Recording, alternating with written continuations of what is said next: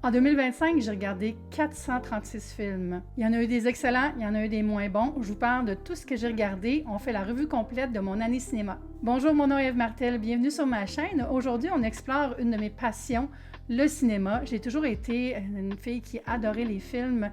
Je regarde beaucoup de films à chaque année. Puis, en 2025, je m'étais fait un objectif, c'était de voir plus de 400 films. Je l'ai atteint.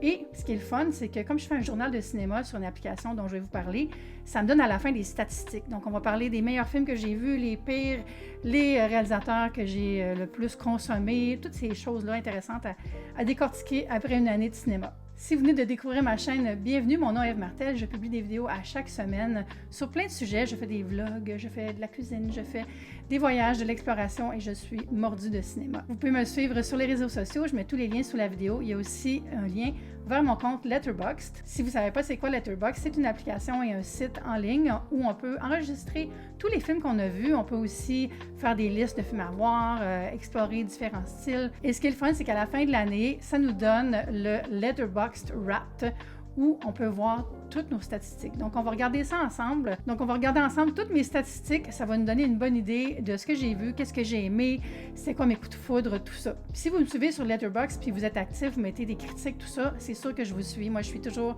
les gens qui me suivent quand ils ont un compte qui est actif. Alors, tout de suite, on voit ici l'accueil. Mon compte est en anglais. Vous m'excuserez, je pense pas que l'application est disponible en français, mais c'est pas grave. Donc, Letterboxd, c'est une application, ici, vous voyez comment ça s'écrit. Puis ça vous donne vraiment un gros profil avec plein de choses. On voit tous les films aussi que les autres voient.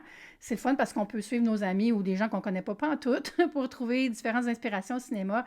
Moi, j'adore ça quand je suis intéressée par un film, voir que des gens que j'aime et que je respecte l'ont vu puis ils donnent leur avis. Je trouve ça fascinant. Puis, si on a des gens qu'on suit qui sont actifs, on va voir à chaque jour ce qu'ils ont vu. Ici, je vois ce que mes amis et les gens que je suis ont vu, parce que ce n'est pas nécessairement juste mes amis qui font qui sont dans mon following, mon followship, les gens que je suis.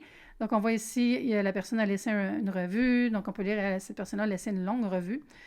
Et des fois, c'est juste plus court, ça dépend. Isa, ici, je l'aime beaucoup, c'est quelqu'un qui suit ma chaîne aussi, puis grande cinéphile. Donc là, elle a fait sa petite critique de Citizen Kane qu'elle avait sûrement déjà vue. J'imagine que c'était un rewatch. Oui, on le voit ici quand il y a le petit truc qui tourne en rond, ça veut dire que la personne le regardait pour une deuxième fois. Donc voilà, vous pouvez consulter ma fiche ici, mon profil est là. Ça vous donne une idée. Là, mon année en cours, on peut mettre notre top 4. Avant, je m'amusais, je mettais des top 4 différents, genre mon top 4 western préféré, mon top 4, je sais pas, conte pour tous préféré, mon top 4 films avec du monde qui mange des pâtes, je n'importe quoi, là, mais tu sais, je trouvais ça le fun. Mais là, je me suis dit, je vais mettre mes films préférés, mais j'en ai trop, évidemment, comme tout le monde qui regarde beaucoup de films. Et là, j'ai mis Hanabi et j'ai mis aussi Spirited Away, Robocop et All That Heaven Allows, donc une diversité sur mes goûts. Puis vous voyez ici les derniers films que j'ai regardés. Ça donne aussi mes dernières petites critiques que j'ai faites. Ça voit les tags que j'utilise. Comme présentement, je tag beaucoup où j'ai vu le cinéma, où j'ai vu le film, avec qui je l'ai vu, si j'étais avec quelqu'un. Ça, c'est mon ami Antoine qui m'a inspiré à faire ça. Vous irez le suivre, Drano Drinker, sur Letterboxd. Je vais mettre son lien un lien vers son compte sous la vidéo aussi. C'est le fun de pouvoir taguer parce qu'après, on peut suivre un tag puis voir, par exemple, combien j'ai vu de films au cinéma, combien j'ai vu de films avec tel ami, combien j'ai vu de films qui étaient dans des festivals, des choses comme ça. Alors moi, j'adore ça, faire ça. Donc ça, c'est mon profil. Et là, on est dans 2026 déjà. Et j'ai vu 27 films. Je fais pas très souvent des listes, mais j'ai fait plus pour moi. On peut les mettre publics ou privés. Là, j'ai fait plein de listes pour les Oscars parce que je veux voir les vieux films des Oscars. Ça, c'était les nominations aux Golden Globes. Alors, on voit ici, on peut mettre en sombre toutes les vidéos, tous les films qu'on a vus. Donc, j'avais vu quand même une bonne partie des films qui étaient en nomination. C'est le fun parce que ça permet de voir ce qu'on n'a pas vu. Mais bref, tout ça pour vous dire que j'ai eu toute une année en 2026 et là, ce qui est le fun avec Letterboxd, c'est que ça nous donne le fameux Letterboxd Wrapped où on a nos statistiques. Alors, on va regarder ça ensemble. Il y a différents comptes sur Letterboxd. Il y a la base gratuite qui donne accès à pas mal toutes les fonctionnalités. Puis, il y a ensuite le compte Patron qui est à environ 60-70 $, je pense. Et ça donne accès à plus de statistiques à la fin de l'année. Puis aussi, ça permet de changer les posters puis les visuels sur notre compte. Fait que c'est une façon d'encourager le site. Puis ça enlève aussi les pubs. Donc, j'aime vraiment ça. Dans mon compte Letterboxd, je vais avoir plus de stats parce que je suis patron. Donc, on voit ici, j'ai vu 436 films. Et là-dessus, j'ai mis 256 revues, ce qui donne 619 heures de cinéma pour moi cette année. Quand même très fou. Ensuite, on va voir les acteurs que j'ai regardés le plus souvent dans des films. Et là, j'ai Steve Park. Je suis comme, what? Steve Park? Mais il est dans plein de films que j'ai regardés cette année. Puis c'est drôle parce que j'ai regardé la vidéo de quelqu'un d'autre, puis lui aussi avait Steve Park dans ses acteurs les plus vus. Fait que je me suis dit, il a dû être dans des films très populaires. Fait que je peux cliquer ici, puis je vois les films que j'ai vus avec lui. Donc, j'ai réécouté Snowpiercer, qui est un de mes films préférés de science-fiction. Morning Glory, c'était pas très bon. C'était un film, genre de comédie romantique dans un poste de nouvelles. Là, j'avais regardé aussi Finishing Scheme de Wes Anderson. Il était dans Mickey 17. Puis j'ai regardé des vieux films que j'avais déjà vus. En fait, j'avais pas déjà vu Falling Down, mais il est dans Falling Down, puis il était dans Fargo. C'est la scène où est-ce que Marge, elle va dans un restaurant voir un de ses anciennes collègues de classe, puis il est comme un peu bizarre, puis il se met à pleurer, puis il dit qu'il y avait un crush sur elle. En tout cas, c'est lui. J'aime beaucoup cet acteur de composition. Ensuite, réalisatrice que j'ai le plus vue, donc c'est Jane Campion. Mais là, j'ai triché. Parce que j'avais checké un peu mes stats, j'étais comme, mon Dieu, j'ai vu tellement de films de Tyler Perry cette année parce qu'à un moment donné, il y avait un festival où je ne sais pas trop ce que je n'avais regardé plusieurs, pas un festival, mais il y avait eu plus de films de Tyler Perry disponibles, puis ça me divertit quand même ces films-là, mais c'est pas super bon, puis j'étais comme, c'est pas vrai que ça va être Tyler Perry qui va gagner, fait que je me suis dit, j'allais voir les films de Jane Campion que j'avais pas vus. Fait que ça ressemble à ça. Alors, des bons films. J'aime vraiment beaucoup Jane Campion. C'est une grande réalisatrice. J'ai regardé certains de ses courts-métrages qui sont Water Diary et Peel. Ladybug aussi, qui est un court-métrage. En fait, c'est tous des courts-métrages, sauf Power of the Dog, qui est excellent. Je vous recommande fortement ce film. J'ai mis 4 étoiles et demie. J'avais dit, les personnages des films de Campion ont toujours des chapeaux remplis de secrets. Mon Dieu, j'étais inspirée. Mais quel grand film, c'est disponible sur Netflix. C'est ça, quand on a des abonnements à différents streamers ou pas, on peut mettre ces paramètres dans le système, ça nous dit, vous voyez, ici, on voit où je peux le regarder. Donc, il est disponible sur Netflix et Amazon. Et là, en cliquant, tu peux voir ton compte puis avoir accès directement. Puis ça te dit si tu peux le louer ou l'acheter ou le streamer sur tes services. Je trouve ça vraiment bien. Ensuite, les films de 2025 que j'ai le mieux cotés. Et là, ce sont des films qui sont sortis en 2025. Parce que j'ai donné 5 étoiles à plus de films que ça, mais je regarde aussi beaucoup de vieux films. Donc, dans les films de 2025, j'ai mis 5 étoiles à Sinners. Quand je l'avais vu la première fois, j'avais mis 4 étoiles, je pense. Puis je suis retournée le voir au cinéma, puis j'ai dit, regarde, c'est 5 étoiles. J'ai eu un désir ardent de retourner le voir au cinéma. Donc, c'est parce que c'est bon, n'est-ce pas? Et j'ai adoré ce film. Pour moi, ça a brassé plein de choses dans ma tête. J'ai trouvé ça divertissant, j'ai trouvé ça beau. La musique, la twist aussi, tout ça, si vous ne l'avez pas vu, c'est à voir. Ensuite, j'ai mis 5 étoiles à De sang et debout, qui est un documentaire magistral que j'ai vu avec Antoine dans un festival. Je n'avais pas mis de tag encore dans ce temps-là, mais c'est un film vraiment intime, beau, triste sur des gens qui habitent à Numbi, un petit village. C'est un film documentaire sur des gens qui travaillent dans les mines au Congo, du Congo, des républiques démocratiques du Congo, puis dans des conditions atroces, tout ça pour fournir au monde moderne les minéraux dont on a besoin pour nos téléphones. Et c'est vraiment là choquant, troublant, mais c'est très beau aussi parce que le réalisateur est entré dans leur intimité, il a réussi à connecter avec eux sur plusieurs années. Donc, film magnifique que je vous recommande, sauf qu'il n'est pas trouvable, il est nulle part. Je l'ai vu dans un festival. Ensuite, c'est Bugonia que j'ai vraiment aimé, un film qu'on va appeler un thriller de style étrange. Je sais pas comment le décrire sans donner de punch, mais j'avais adoré ça. Puis je suis pas fan vraiment du réalisateur Yorgos Lanthimos. Je suis pas la plus grande fan, mais ça, j'ai adoré. Donc, c'était mes coups de cœur pour l'année 2025. Il semble dans les films parus en 2025. Ensuite, on peut voir les mois où on a plus regardé le film. Puis là, pas de surprise, hein, c'est les moments janvier-février où je regarde le plus de films parce que je fais le Oscar Death Race. J'essaie de voir tous les films qui sont en nomination. En fait, c'est pas d'essayer, c'est que je réussis. J'ai réussi cette année, donc ça faisait beaucoup de films. Donc, on voit ici que c'est vraiment beaucoup de films. Et c'est le samedi que je regarde le plus de films parce que ça arrive souvent que je me fais une journée, là, je vais l'écrire sur Threads ou dans une story. Aujourd'hui, je vais regarder un nombre indécent de films. Et là, c'est pas mal ça le samedi que je fais quand j'ai pas de plan avec des amis. Ensuite, on peut voir le film qu'on a regardé en premier et le dernier. Donc, le film Thief, je l'avais jamais vu. C'est un film de Michael Mann. Voilà, c'est avec un grand acteur dont j'oublie le nom, James Caan. C'est un film de voleur. Puis il y a une scène vraiment longue. Je pense que j'avais écrit ça aussi. Oui, le monologue dans le restaurant, wow, contient aussi la plus longue scène d'ouverture d'un coffre-fort au chalumeau de toute l'histoire du cinéma. Et je maintiens cette affirmation. Donc, très bon film. Et là, ensuite, on peut voir les Diary Milestones. Ça indique les moments forts dans l'année où on a atteint une autre étape. Donc, mon 50e film, ça a été Gladiator. Ensuite, The Girl with the Needle, qui est un film vraiment étrange. J'ai quand même aimé ça. J'ai marqué comme critique, c'est quand absolument personne vit sa best life. C'est un film sur une clinique de gestion, on va dire, de la grossesse. Je vais dire ça comme ça, parce que je ne veux pas voler de punch ni rien. C'est très intense, c'est très beau, c'est moderne. C'est quelque chose que je ne voudrais pas revoir, mais que je recommande. Ça arrive des fois, ça. Ensuite, 150e, c'est Saving Private Ryan, que j'avais déjà vu. Je pense que je l'ai écouté dans le cadre d'un ciné-club. Oui, je ne l'ai pas écrit, en tout cas. Je pense que je l'avais écouté.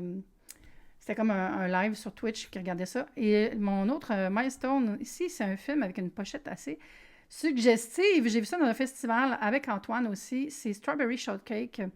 C'est un court-métrage très intriguant, teinté d'intrigue presque incestueuse, je vais dire. Mais j'avais aimé ça, c'était quand même bon. Ensuite, Dessin debout, mon 250e film. Et Lilo et Stitch, 300e, le live-action que j'ai pas tant aimé, honnêtement. Mais c'est personnel. C'est parce que moi, j'ai de la misère avec Stitch, là. Je trouve qu'il est bien trop intense, Stitch, là. Et peux-tu te calmer 2 secondes, Stitch? Ça va être correct. Le 350e, c'est un très beau court-métrage à Lado del Rio et Feast comme 400e, qui est aussi un court-métrage. Vous comprenez, je regarde beaucoup de courts-métrages. En plus, je commence un travail à l'ONF qui en produit beaucoup. J'ai toujours aimé les courts-métrages.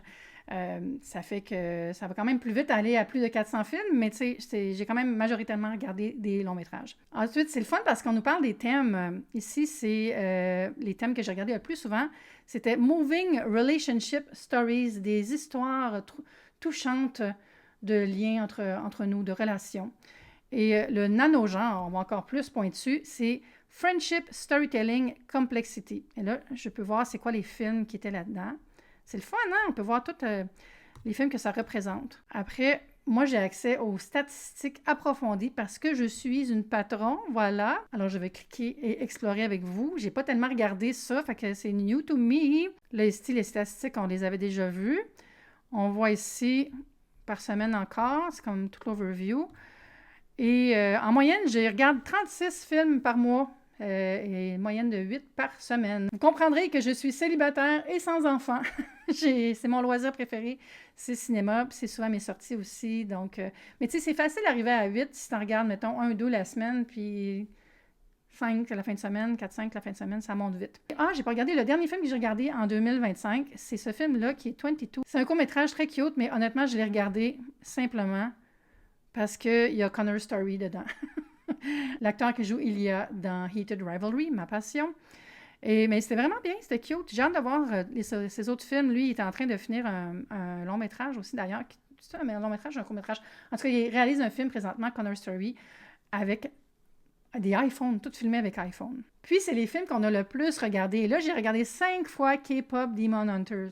Et je compte juste les fois où est-ce que je me suis assise pour le regarder parce que j'ai écouté ce film aussi plusieurs fois, je le mets et je le laisse jouer. J'adore ce film.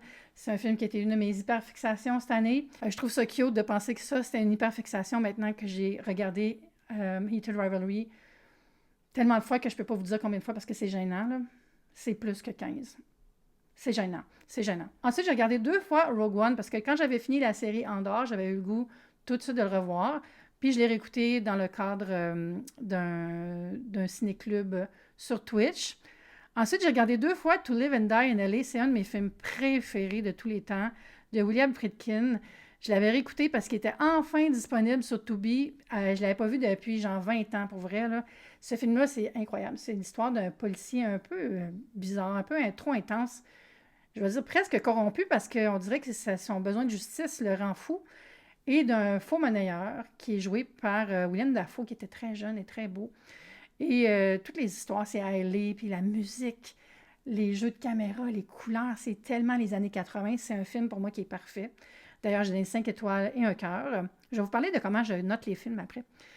Et plus tard, Antoine a commencé à l'écouter, puis il m'envoie, il me texte, il me dit « Hey, je commence Live and Die in LA. » Je dis « Ah, t'es rendu où? » Puis là, je suis allée le rejoindre aux premières minutes, puis on l'écoutait ensemble en se textant. C'était vraiment le fun. On devrait faire ça plus souvent. Ensuite, comme je disais tantôt, j'ai vu Sinners 2 fois au cinéma. Je ne l'ai pas réécouté depuis qu'il est en streaming. Je m'étais dit que j'allais réécouter en français, juste pour faire différent. Ce que j'ai fait d'ailleurs avec Conclave, qui est un de mes films préférés de l'année passée, qui était en nomination pour plusieurs Oscars, et qui est un film magnifique. C'est comme une espèce de whodunit un peu, qui se passe pendant le conclave, qui est quand les cardinaux, on peut mettre au pluriel, quand ils font l'élection du nouveau pape. Et c'est fictif, mais c'est basé sur des personnages réels un peu. C'est comme inspiré de la réalité. C'est vraiment bon, là. Il y a eu tellement de edits TikTok là, qu'on dirait que j'associe beaucoup la musique de Lady Gaga, puis de toutes les musiques qui ont servi à des montages TikTok de conclave quand je pense au film.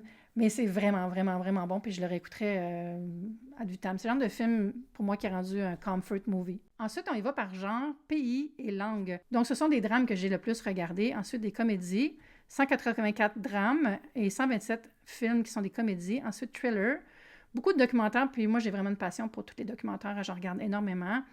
Animation, 62 films, des films de crime, 56, romance, 50. J'en regarderai plus, mais il n'y en a pas vraiment des bons. C'est un genre qu'on doit améliorer. 48 films d'action. Des fois, ça va dans les deux aussi, fait que j'imagine, tu sais, à moins que non, je ne sais pas. C'est une supposition.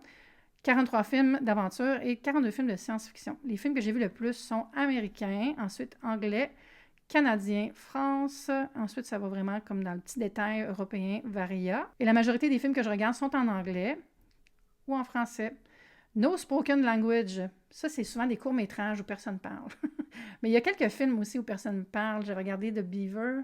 Ça, le nom, le film qui est comme en noir et blanc, là. En tout cas. Puis les thèmes et nanogenres reviennent. On voit ici tous les différents thèmes, là. Je ne les passerai pas tout après l'autre, là, mais c'est fun de pouvoir voir ça. Je regarde beaucoup, beaucoup, beaucoup de films qui sont des drames de mœurs, des choses entre les gens, les relations. Donc, je ne suis pas vraiment étonnée de voir ces genres-là. Ensuite, là, on voit vraiment dans le détail les acteurs que j'ai vus le plus souvent dans les films que j'ai regardés. Il y a Steve Park avec 6 films, Pedro Pascal aussi, Rupert Friend, je sais pas, Toby Jones aussi. On remarque que c'est souvent des acteurs qui ont un style character actor, comment on dit ça en français, je sais pas, qui sont dans ma liste. Probablement qui sont là parce que justement, ce genre d'acteurs-là vont être mis en vedette dans plusieurs types de films. Donc, j'allais voir Rupert Friend, c'est quoi les films? C'est quand même assez varié. Des fois, ce sont des acteurs qui sont privilégiés par certains réalisateurs, comme ici, on voit que c'est parce qu'il était dans plusieurs films de Wes Anderson, puis j'ai regardé beaucoup de Wes Anderson cette année parce que c'est pas mon réalisateur préféré, mais je trouve ça important de voir ce qu'il fait parce que c'est quand même bien. Nicolas Hoult aussi, ça, il est là parce que j'ai fait un effort pour voir beaucoup de films de Nicolas Hoult parce que je l'aime beaucoup, puis je trouve qu'il fait souvent des bons choix pour ses films, puis ça a été payant, ça a été le fun de voir les films de Nicolas Hoult cette année, même si j'ai pas vraiment de gros favoris cette année, à part Superman dans les films qu'il a fait. Mais j'ai bien aimé The Order, un film sur des nazis, des White Power, là. John Hurt, Chris Pratt, que j'aime pas en tout, mais bon. Alan Tudyk, qui est là parce qu'il fait beaucoup de voice-over, je pense. Et oui, dans Electric State et dans Rogue One, ouais, c'est ça, il fait des robots. Fait que, c'est ça. Anthony Mackie, qui est dans aussi beaucoup de films que j'ai regardés. Bref, ensuite, les réalisateurs que j'ai vu le plus, j'ai dit, il y a Jane Campion, Stanley Kubrick, Tyler Perry, j'ai passé proche, que ce soit lui, Wes Anderson, David Lynch, Walt Disney. J'essaie de voir le plus de Disney que je n'ai pas vu cette année. Paul Thomas Anderson, j'ai regardé des courts-métrages et j'ai regardé aussi, bien sûr, One Battle After Another, que j'ai bien aimé. Pas mon film préféré de l'année, mais j'ai bien aimé. Danny Boyle, j'essaie de voir plus de ses films aussi. Je fais ça souvent, je vais dire, OK, ce réalisateur-là, je vais essayer de voir le plus de films que je n'ai pas vus. Des fois, c'est pas possible parce que tous les films ne sont pas disponibles. Mais bon. Mike Flanagan, une de mes découvertes cette année, que j'ai adoré. J'ai regardé surtout ses séries télé, mais j'ai regardé aussi des films. Et The Life of Chuck est un excellent film. Ça m'étonne qu'on n'en parle pas plus. Quel film extraordinaire, absolument particulier. C'est la première fois que j'ai un film comme ça. C'est comme à la fois de la science-fiction, puis un drame de mœurs, puis un musical. Je sais pas comment l'expliquer autrement. C'est pas vraiment un musical, mais il y a des moments musicaux. C'est vraiment un film que j'ai adoré, que j'admire énormément. Mike Flanagan, quel homme. Et ensuite, Steven Soderbergh, qui est un de mes réalisateurs préférés. J'ai vu cette année Logan Lucky, The Laundromat et Black Bag, que j'avais vu au cinéma en français, parce que j'avais eu des billets avec Antoine pour voir la première. Puis on arrive là, puis c'était en français. Pas la première, mais la première montréalaise, on va dire. On peut voir plus, mais j'irai pas plus. Puis là, c'est drôle parce qu'on peut voir tous les gens qui travaillent sur les films, c'est qui qu'on a vu le plus. Puis ça, je trouve ça intéressant. Puis je peux voir, par exemple, qui sont les artistes d'effets visuels que j'ai vu le plus. Est-ce que je peux commencer à reconnaître leur style? Tu sais, comme les gens qui réalisent le générique, comme ici, c'est Matt Curtis que j'ai vu le plus. Quel film il a fait? Ballerina, Hedda, The Roses, 28 Years Later. Fait qu'on voit le style, parce que souvent, les gens qui font les génériques vont avoir un certain genre, qui va marcher avec certains genres de films. Donc, je trouve super intéressant de regarder ça. Genre, c'est qui le monteur ou la monteuse que j'ai vu le plus souvent? Ici, c'est Peter C. Frank. Je ne vois pas le lien entre les trois, fait que c'est juste un hasard. Ensuite, on a les critiques qu'on laisse. Il y a des gens qui laissent des likes dessus. Et c'est ma critique de Sinners qui a eu le plus de likes. J'ai pas énormément d'abonnés, fait que, tu sais, mais 6 likes. Puis ma liste préférée, c'est une liste que j'ai faite avec juste des films où manger des pâtes fait partie du film, fait partie de l'histoire. Des fois, je fais des listes juste pour le fun. Ici, on peut voir les films auxquels j'ai mis une note qui est plus haute que la moyenne. Et là, bien sûr, K-pop, Demon Hunter, j'ai mis 5 étoiles parce que pour moi, c'est un must. Ensuite, The Holiday, que j'ai réécouté cette année. The Sandcastle, qui est un de mes films de court-métrage d'animation préférés. C'est du stop-motion. Je vais vous le montrer après. Snowpiercer, The Substance, que j'ai adoré. Et Furiosa, la série Mad Max, pour moi, c'est comme ma série, là. Je suis très fan de Mad Max, surtout les deux plus récents. Fury Road et Furiosa, qui sont incroyables. Oui, Sandcastle, c'est vraiment cute. C'est un court-métrage de Co Heidman, c'est son nom? Co Hodman. Et c'est tellement beau, là. C'est tous des petits personnages qui se construisent un petit château avec la musique. Mais j'ai un attachement très émotif à ça. Ça date de 77. Parce qu'on a regardé ça à l'école quand j'étais genre en première année. Puis ça passait à la télé aussi. J'adore ce court-métrage. C'est super cute. On peut aussi voir les films que j'ai moins bien cotés que les autres. Ici, c'est Comme le feu, c'est ça le titre en français? Oui. C'est un bon film, mais moi, j'ai pas eu un bon moment à le regarder, donc je n'avais pas laissé une très haute note. Puis c'est vraiment personnel. Hein. Quand on met des notes, pour moi, là, quand je mets une note, ça veut dire est-ce que j'ai eu du fun? Est-ce que c'est bon? Si je pense que je veux le réécouter un jour, je mets un cœur. Ou sinon, si j'ai un coup de fouet, je mets un cœur. Puis les notes, là, ça a juste besoin de faire du sens pour nous, hein? Ça n'a pas besoin d'être expliqué. Il y en a qui mettent des cœurs à toutes puis qui ne mettent pas de notes parce qu'ils ne veulent pas critiquer. Moi, je mets une petite critique. Puis c'est pour moi aussi, pour m'en rappeler. Puis le reste, c'est ça. J'avais pas trippé sur Ballerina. Ça, c'est une déception, étant donné que j'aime beaucoup la série des John Wick, puis c'est dans le même univers. Et là, on voit tous nos films qu'on a regardés dans l'année, qui sont rassemblés, qui nous rappellent qu'on a regardé vraiment, vraiment beaucoup de films. On peut aussi voir l'origine géographique des films qu'on a regardés le plus. Puis des films qui sont hautement cotés qu'on n'a pas encore vus. Ça, c'est bizarre comme liste. Puis les films que nos amis ont le plus aimés, les gens qu'on suit. Puis ça permet de mettre des films dans la watchlist. Ici, vous voyez, si je fais ça, ça s'en va dans ma liste de films que je veux voir un jour, qui est très longue. J'ai 486 films, mais c'est le fun comme ça, faire des listes, puis se rappeler de ce qu'on veut voir, puis tout ça. Puis quand on met un film dans la watchlist, on peut recevoir une notification quand il est disponible sur les services auxquels on souscrit. Donc, c'est le fun. Des fois, j'ai un petit message, je dis « Hey, tel film est maintenant disponible sur Tubi. » Fait que je peux aller le voir gratis parce que Tubi, c'est gratis. J'adore Tubi. Alors voilà mon Letterboxd Wrap. Et là, vous pouvez voir sur 436 films, j'ai vu 112 courts-métrages. Donc, des films longs. J'en ai vu 323. Cette année, je ne me donne pas d'objectif de chiffres. Je veux juste avoir du fun. Mais je me donne des objectifs de voir plus de cinéma canadien encore. J'ai fait un effort cette année pour en regarder plus. Parce que des fois, c'est difficile à trouver. Ils ne sont pas tout le temps en salle, tous les films que je veux voir. Mais je vais à des festivals aussi plus souvent pour voir plus de films qui ont moins de distribution. Je vais aussi voir plus de films oscarisés que j'ai pas vus, mais il m'en manque pas beaucoup dans les films qui ont gagné. Puis juste focus sur des films qui me font découvrir des choses, des films qui me font voyager, des films qui font découvrir le regard des autres, parce que c'est une des raisons pour lesquelles j'aime le cinéma.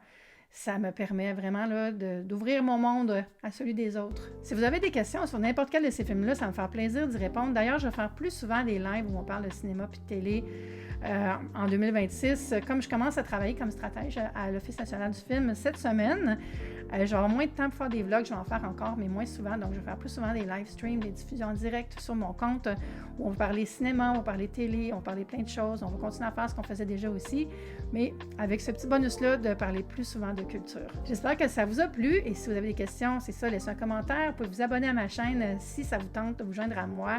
Je suis aussi sur tous les réseaux sociaux habituels. Merci d'avoir été là. Et là, on s'enligne pour une belle année de cinéma encore ensemble. Donc, je vous dis à bientôt pour une prochaine vidéo. Bye!